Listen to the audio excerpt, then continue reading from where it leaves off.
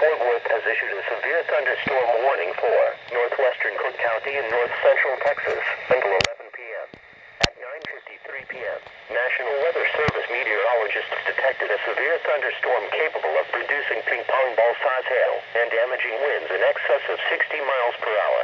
This storm was located between Leon and Berneyville in Love County, Oklahoma, moving southeast to 10 miles per hour. The severe thunderstorm will be near the Red River at 10:10 p.m. Reports severe weather to the nearest law enforcement agency. For relay to the National Weather Service Forecast Office in Fort Worth.